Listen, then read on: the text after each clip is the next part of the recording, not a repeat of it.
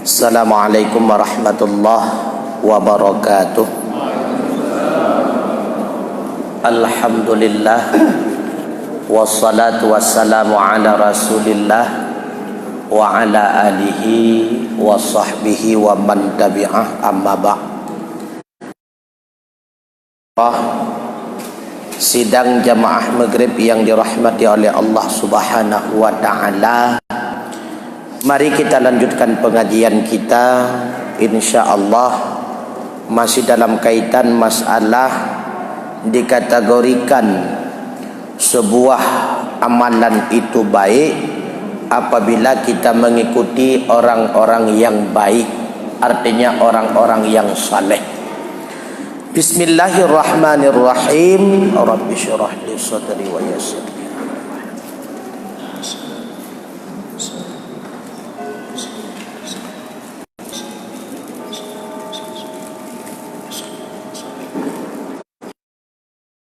manakala kita ketahui bahwa segala kebajikan itu hasil ia dengan sebab mengikuti ulama salaf yang saleh-saleh, maka ikuti olehmu akan salaf yang saleh-saleh pada i'tiqad engkau dan pada segala perkataan engkau dan segala perbuatan engkau, seperti sabda Nabi sallallahu alaihi wasallam, alaikum bisunnati wa sunnatil khulafa'ir rasyidin min ba'di addu 'alaiha bin nawajidhi.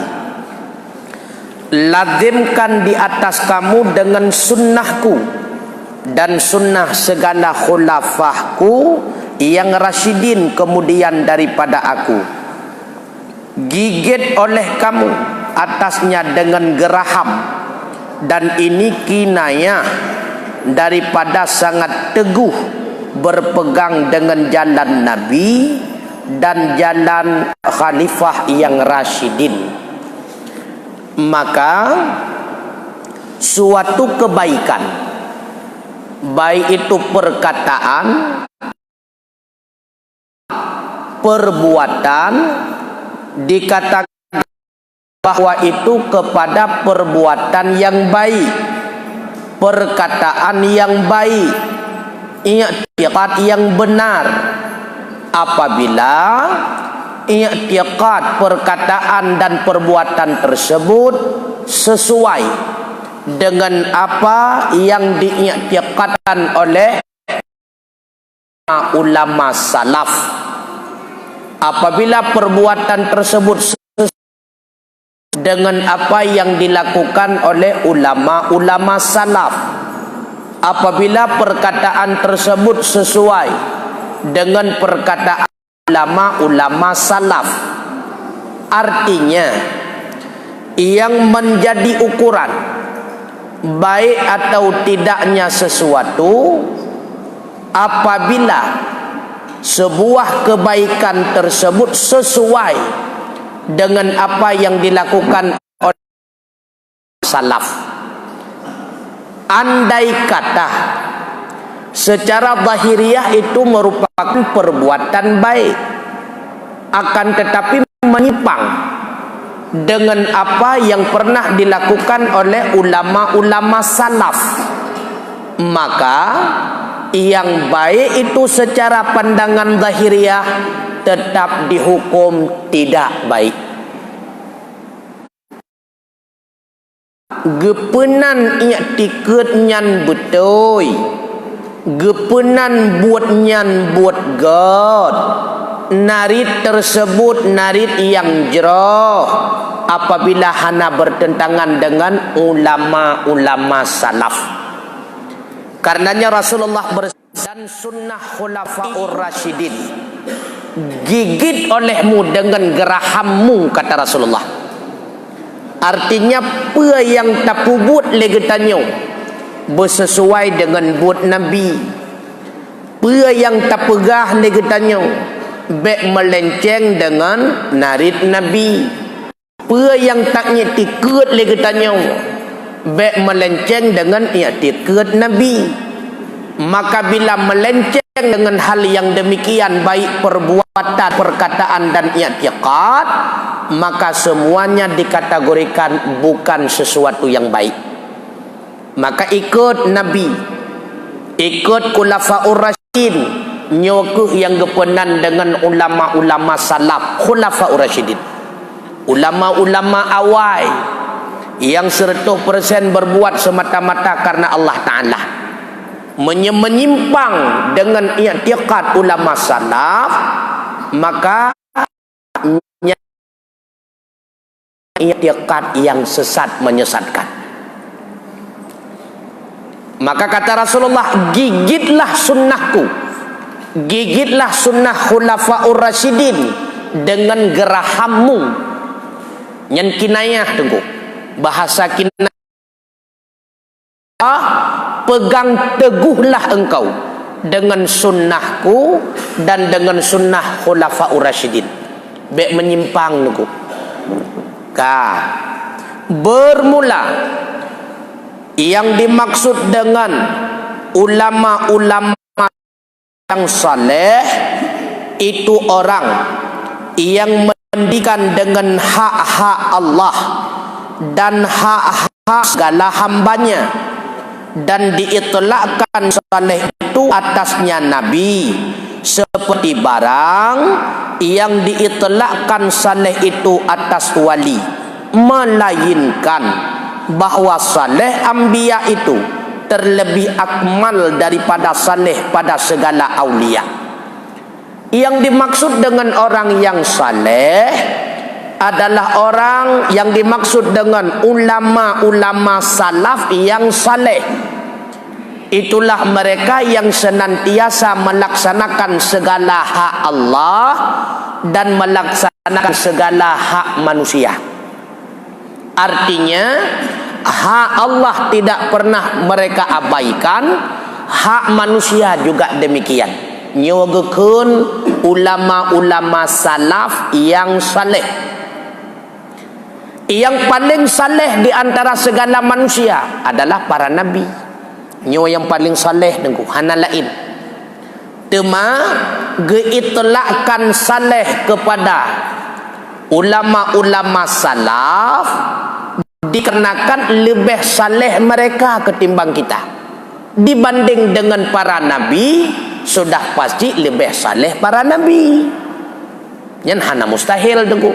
Maka yang geyu ikut bak getanyo Rasul, yang geyu ikut bak getanyo ulama salaf dengku. Yang terjadi penyimpangan-penyimpangan pajan wate masa ulama khalaf, ulama kakedudawa. Maka ulama khalaf ada yang benar, ada yang sesat. Kedudawa degu ulama salaf hana. Makanya geyu ikut ulama-ulama salaf yang saleh-saleh. Dan tinggalkan olehmu akan bid'ah yang dikategorikan kepada madhmumah, nyawa geyu kebah. Bagaimana yang dimaksud dengan bid'ah madhmumah?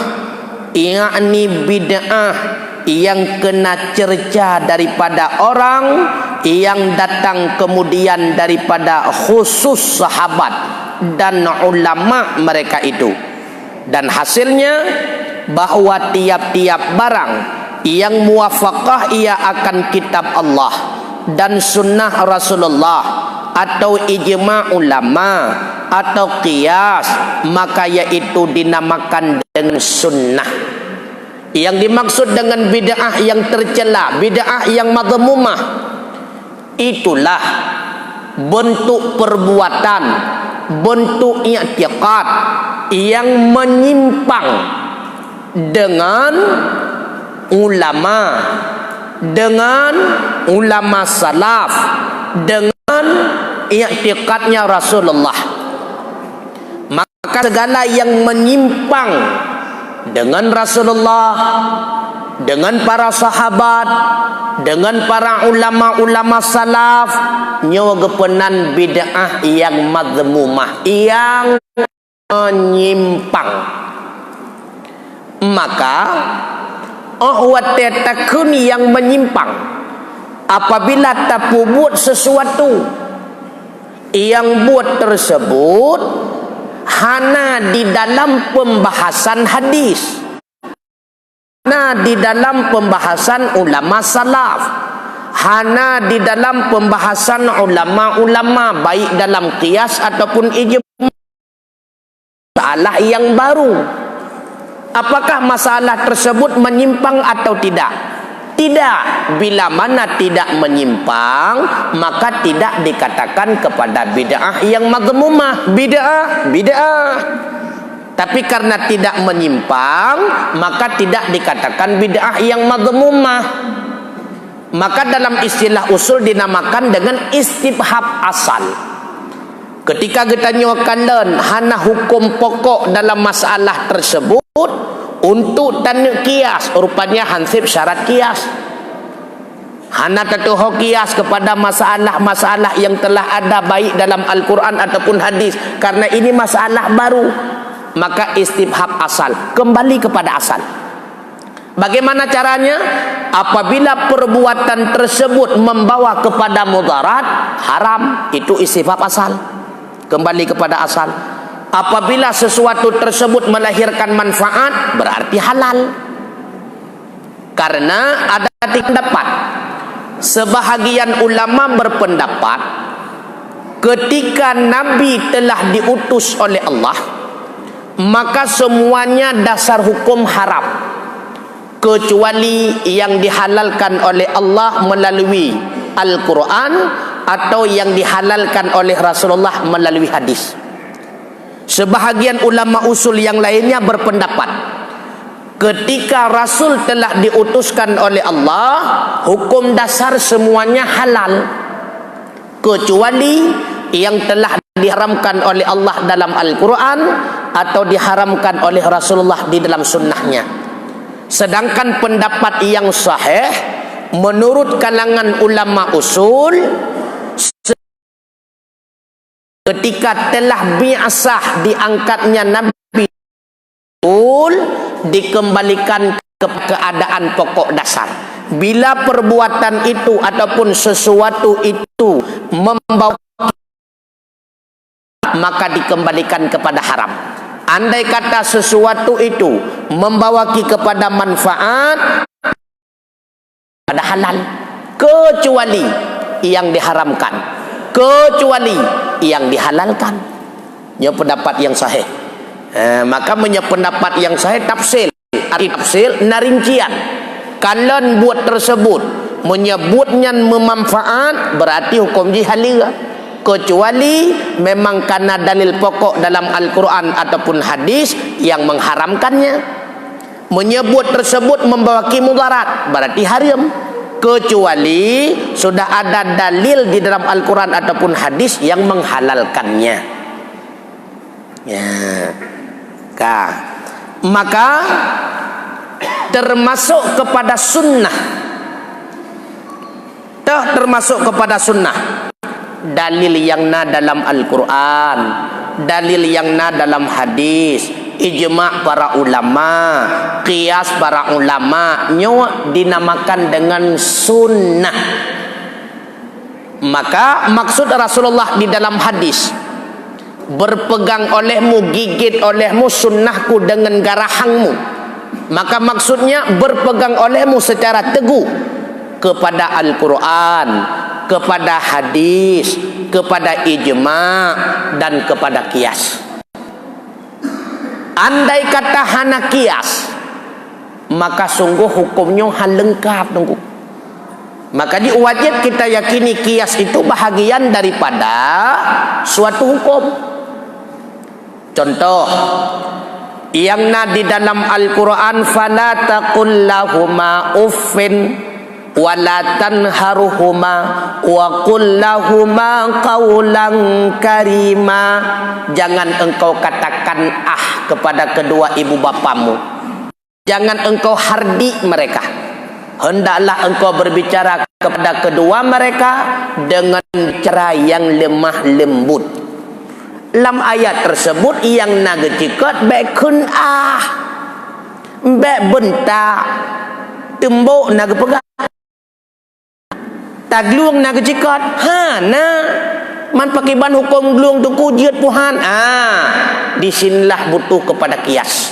Maka ini dinamakan dengan kias aulawi ataupun dinamakan dengan kias illah. Kenapa tidak boleh kita katakan dan menghardik kedua orang tua? Ilat alasannya karena menyakiti. Takun menyakiti maka haram. Menyakiti luar dalam berarti lebih berat lebih berat hari. Ataupun dinamakan dengan kias aulabih. Mudum takun hanjut, mudum tak bentak hanjut, apalagi taglung dan tasuh. Maka perlu kepada kias. Menyahana kiahan seum nunggu. Contoh lain yang nak tersebut di dalam hadis gandum, maka gandum wajib dibayarkan zakat. Burun berhna hana, bahkan hana berh karena masa Rasulullah memakan gandum, maka perlu kias. Gandum wajib zakat. Kenapa? Dikarenakan gandum itu mengenyangkan. Dikarenakan gandum itu dijadikan sebagai kutbalat, makanan pokok suatu daerah. Beras mengenyangkan dan dijadikan sebagai makanan kutbalat, makanan pokok. Kalau sama ilat berarti sama hukum yang ditunjukkan oleh ilat. Sebagaimana gandum wajib zakat, maka beras wajib zakat.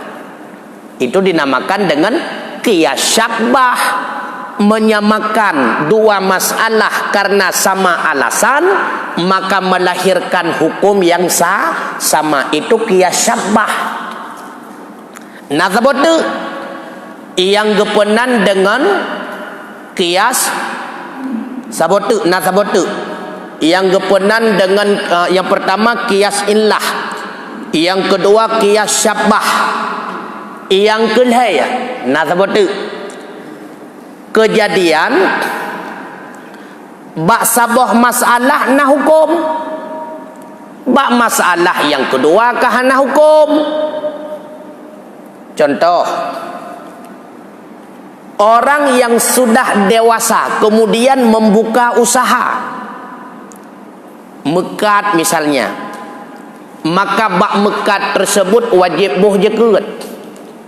Pakan wajib boh jekut karena harta yang dia usahakan jual beli itu akan bertambah-tambah dengan penyebab ilat bertambah-tambah dari usahanya, maka wajib zakat. Timbul masalah temamanya hartanya milik anak umit, leuh belinggayah tinggal anak umit golong balik. Harta ayah tersebut kepada anak tersebut yang kelola orang lain. Truk ton, truk nisab. Na wajib boh jaket harta hana banyaknya. Nyo yang jadi masalah. Karena hana tersebut di dalam hadis harta siapakah yang naga pegah ketika harta sampai nisab dan sampai tahun, maka wajib zakat dengan alasan karena harta yang dikelola bertambah-tambah. Menya harta urang dewasa kajiut, karena urang dewasa taklif hukum, memang diberatkan hukum oleh Allah Ta'ala. Man menya pemilik usaha tersebut anak miat golong balik pagi ban nya kapayah kias. Sebagaimana menurut Syafi'i tinjauan daripada harta orang dewasa dengan sebab bertambah-tambah maka wajib zakat, berarti harta milik daripada si anak-anak yang belum balik ada wujud bertambah-tambah, ada juga wajib zakat. Ya, ni kalau karena kan tinjauan si malik pemilik daripada harta, tinjauan karena bertambah-tambah, maka kias mesti itu menyahana kias hal lengkap hukum. Termasuk tapu haram sabu-sabu, tapu haram ganja, tapu haram ekstasi, utau, heroin dan sebagainya dikias kepada khamar. Sebagaimana menjual khamar, hasil daripada penjualan tidak bisa menjadi harta milik, begitu pula hasil daripada menjual sabu-sabu tidak bisa dijadikan sebagai harta milik. Bahkan karena syarat jual beli baru sah tungku mutuah, baru sah tapi buat jual beli. Yang pertama ada ainon benain barang. Maka menyatapu belo sesuatu yang hana hansah. Takkan bagop nublo si pupu balo putra pokoknya si pupu hansah yan. Benar barang, benain. Yang kedua baru sah jual beli in yang dijualkan itu suci. Maka in najis tidak sah. Publau lemong hansah. Cuma engkau kuat lagi. Publau khamar hansah karena khamar itu najis. Yang ketiga, in tersebut bermilik berbibit atas derawat tengku baru sah tak publau. Maka tatemeng mehgop berjalan tacok tak publau hansah teragop. Hansah. Yang keput baru sah jual beli muntafi'in benar manfaat. Maka barang yang dijual apabila tidak ada manfaat bahkan melahirkan mudarat tidak sah jual beli. Sabu-sabu hansah publau. Bahkan hansah publau hana manfaat yang nasi mudarat mankai publau berarti tidak sah jual beli. Bagaimana yang dimaksud dengan tidak sah? Uang hasil daripada menjual sabu-sabu itu tidak boleh dimiliki oleh orang yang menjual. Artinya bukan milik si penjual. Seposit pengnyan menteng harta si pembeli. Karena nyan ken peng getanyo, maka pengnyan hanjit pakai le getanyo untuk melakukan akad jual beli yang lain. Hansah. Tacok pengnyan taya blo sumen, hansah blo sumen penggop. Tapegot rumah tablo buto hansah blo buto penggop. Taya blo moto hansah blo moto penggop. Man pakai bancara tu ku menyatanu taubat. Menyonuk taubat publo mendung jok pulang menyementang mutopo. Tak cetat oh sigamnya 18 kilo ri blo sigamnya 20 kilo. Ya jok pulang penggok. Karena hanya kemilik kita nyoyan. Nya trago mendung. Tengku nyopo hana merile tengku. Kaya kaijo tengku pakai bancara taubatnya. Cara taubat publawanyan ban Bandung maka serahkan semua hasil yang dijual itu kepada Baitul Mal. Karena ban Bandung milik negara akan milik katanya. Menyatajuk mandum ke Baitul Mal tengku kagak sin nolom. Ha itu tunduk nolom maka si golom nuju Baitul Mal pegah perjanjian nilai ya. Pegah Baitul Mal nyopeng hasil jualan dubena harta sabu-sabu long na 17 miliar. Untuk long kirim proposal ke drone nu cai mepuk miliar ke long. Lihat tapu belah mandum tak serahkan ke Baitul Mal kirim proposal untuk memohon 4 miliar daripada jumlah 17 miliar. Ijo ke getanyo 4 miliar. Nyan kami lihat getanyo nunggu. Karena nyan pemberian negara. Nyo di antara cara taubat urung sabu-sabu. So depu ka datang laki si boleh taubat apalagi tengah corona. Nyo menyang corona nyo hanjut ke taat marah beje ke taun. Santun dengan corona sama-sama tahun.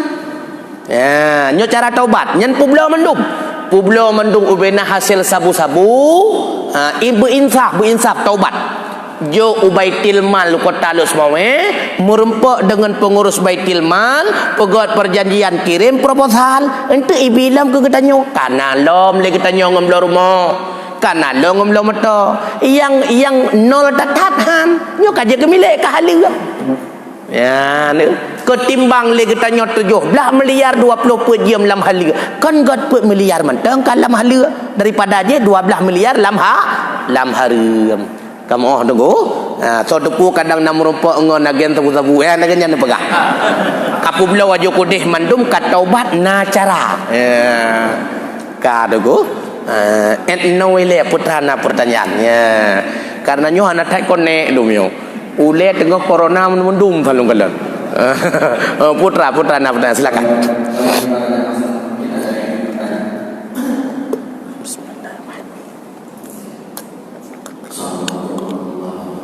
Waalaikumsalam.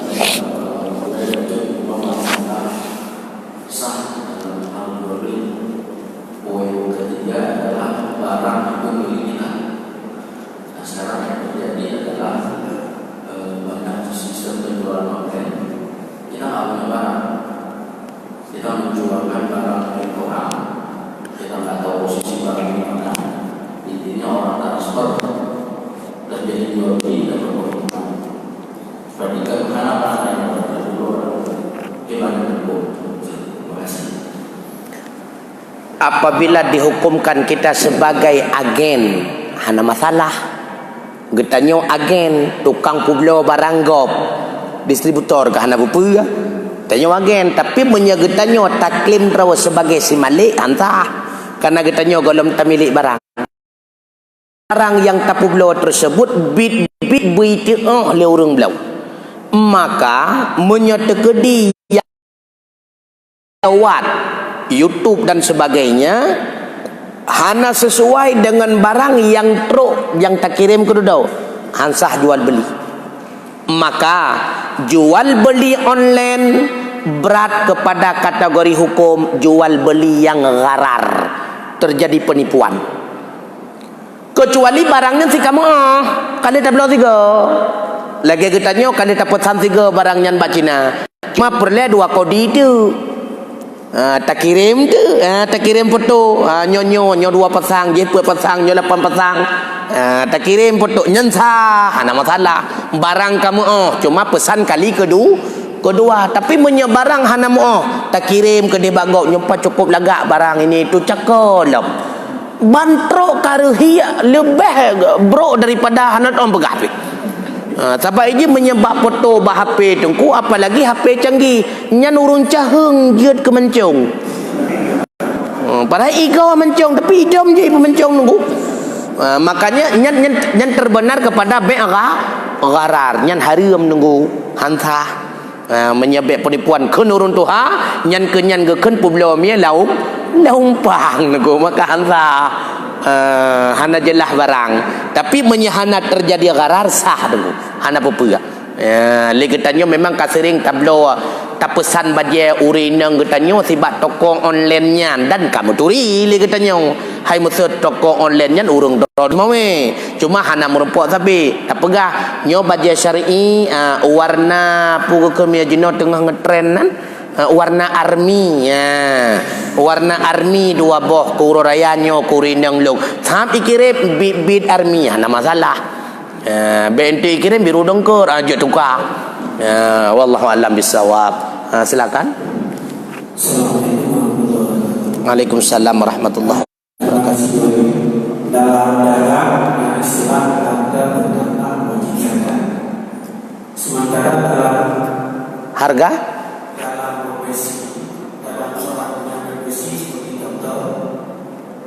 mereka juga punya pemasukan hampir setiap hari, hampir setiap orang ada patokan harga yang berubah di sana. Nah ini bagaimana Pak juga harus dibedakan sekali lagi satu lagi antara guru, PNS dan Polri mereka yang punya penghasilan tetap. Apakah itu juga harus dibedakan pada sistem? Waalaikumsalam warahmatullahi wabarakatuh. Ketika kita melihat di segi masalah zakat dalam fiqh Syafi'iyah, dalam fiqh Syafi'iyah yang ada dibebankan zakat hanya pada masalah jual beli barang, bukan jual jasa. Guru jual jasa, PNS jual jasa, doktor jual jasa. Wajib zakat doktor apabila membuka apotek. Berarti hasil jual beli obat di apotek nyan yang wajib zakat tengku. Sedangkan buka praktek itu menjual jasa. Sebenarnya bukan dibayar kepada doktor, tapi diberikan ikramiyah.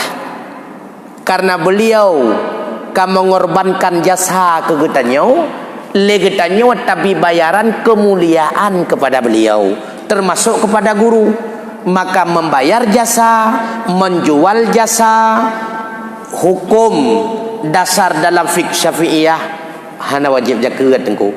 Man ada pendapat yang lain yang mengatakan wajib zakat, makanya dibebankan kepada zakat sampai uronyo gaji pegawai walau hantabikoh kalikoh tengku. Ya, padahal hukum dasar yang wajib zakat cuma pada menjual barang, menjual ainiyah, sedangkan dia menjual jasa. Ya, hana mendum jual beli wajib zakat. Sebagaimana tidak semuanya buah-buahan wajib zakat, tidak semuanya binatang wajib zakat, tidak semuanya barang tambang wajib zakat. Maka dibatasi dalam agama. Yang wajib zakat cuma emas dan perak. Gas tidak wajib zakat. Minyak tidak wajib zakat. Nikel juga demikian. Yang wajib cuma emas dan perak. Binatang juga demikian. Yang wajib cuma lumur, kebua, kambing, kebiri dan sebagainya. Mano ite hana mai ite anta nebu daraya pitan. Man burung onta dak burung onta pi hana kon onta. Ya, memang dibatasi. Begitu pula dalam masalah dalam masalah jual beli. Wallahu a'lam bishawab. Silakan. Assalamualaikum warahmatullahi wabarakatuh. Waalaikumsalam warahmatullahi wabarakatuh. Yang saya pertanyaan bicara masalah hukum jual beli. Jadi dengan yang membahasakan bagian jual beli. Jadi dalam jual beli dalam hukum kita mudah masalah yang beresikono pertama syarat kita ini itu barang yang akan mudah dan kita dalam kita ada masalah ijab kabul dalam hukum jual beli. Jadi dalam jual belinya harga yang diijab kabul oleh seseorang membeli terhadap orang yang membeli pada orang yang menjual barang yang di atas harga mesin. Jadi di atas harga mesin sekira berapa harga mesinnya dan iban yang terjadi masalah ini ada mengucapkan hukum ijab kabul. Sedangkan dalam fikih syariah harusnya ijab kabul dalam hukum jual beli. Yang iban secara hukum iban betul sudah tidak bisa iban patokan bila ijab kabul. Mohon penjelasan kepada kami. Assalamualaikum warahmatullahi wabarakatuh. Waalaikumsalam warahmatullahi wabarakatuh. Hukum ijab kabul tujuan utama agar tidak terjadi sengketa antara si penjual dengan si pembeli, kenan tujuan pokok. Maka payah tapubut masalah. Menyekenan tujuan pokok ijab kabul berarti tidak semua jual beli mesti ada ijab kabul. Karena tidak semua jual beli melahirkan sengketa. Yang melahirkan sengketa yang menjual barang yang raya-raya, membeli barang yang raya-raya, menjual dan membeli barang yang ubit-ubit, jauh kemungkinan akan terjadi sengketa. Supaya beknale sengketa, leh kajelah cok barang jok peng bele karuku. Nyokihino butuh kepada ijab kabul. Maka jual beli motor, jual beli kereta, jual beli lembu, rumah, yang wajib ijab kabul. Oh watte kali ijab kabul secara benar-benar ijab dan kabul, ijab menjual, kabul menerima, maka apapun yang terjadi setelahnya tidak boleh dijadikan lagi sebagai sengketa. Karena masa khiyar kan selesai. Arti khiyar masa pilih jadi membeli atau tidak. Kalau takut nyompak Honda kalang-kalang naju. Berkira lagi kalang-kalang. Kabar jawapan ijab kabul. Ka, lupu belau Honda nyawa ke drone dengan harga 15 juta tunai. Kalung tung tuku. Kabar Wate geba rupanya batengah jalan. Kan ban tu suat patah sikan. Apa salah? Nya ada le kan ijab kabul benar. Tapi menyahana ijab kabul geriwang masad. Oh, Honda batengah jalan ke patah. Ya, nyok hino tujuan ijab kabul tunggu. Tema menyebab blo bombol heno. Keruput cengek dua krek. Hantar temu mubla awak tunggu menyanyi ijab kabul. Lumpu blo kedron bombol heno kopiko. Anyan keruput cengek leh krek, keruput rungkan dua krek tengah. Menyaja deh urang mukai pas hai nyai leh dia mi tengah dalam dia mukat. Bawang sikilai tengah anyan kai ni kai tu kan. Capli maka tuntutan dasar yang diwajibkan ijab kabul jual beli yang kemungkinan besar wujud sengketa. Kata boh. Yang kedua, termasuk dalam kategori ijab kabul jopeng, yang empat peng. Oh kami deh. Nyan juga iktamung dalam ijab maka lam tamu belum mendum ijab kabul. Cuma hana wujud ijab kabul sebagaimana jual beli barang yang raya-raya. Menyata jual beli barang yang raya tina mumat jarawa kedih lagi menikah kali. Mamanya lama masa corona kan. Boleh tu. Ya ni. Pagi tanpa kesian nyon jadi mah jarawa. Berarti je ijab kabul nyempat peng beh. Sabun dua krek, rinso dua boh. Kami deh. Nyan juga ijab ataupun kekeun putranya. Nyorinto dua boh, berarti sabun dua, nyo berarti 15 ribu, nyo 4 peng. Itu juga ijab ya. Maka masalah pokok tujuan ijab kabul agar tidak terjadi sengketa setelah terjadi akad jual beli kenan tujuan pokok. Kamu harus nunggu, tapi hukum dasar sah be cuma put. Menyehana putnya cacat salah satu daripada 4 ini, maka jual beli tidak sah. Yang pertama ini yang muayyanah, benda yang kajelah. Yang kedua busuci. Yang ketiga milik. Yang keempat muntafi'in, ada manfaat. Cacat salah satu daripada syarat 4 ini, maka jual beli tidak sah. Ya, wallahu a'lam bissawab wa ilaihil marju wal ma'ab. Kami wate. Assalamualaikum warahmatullahi wabarakatuh.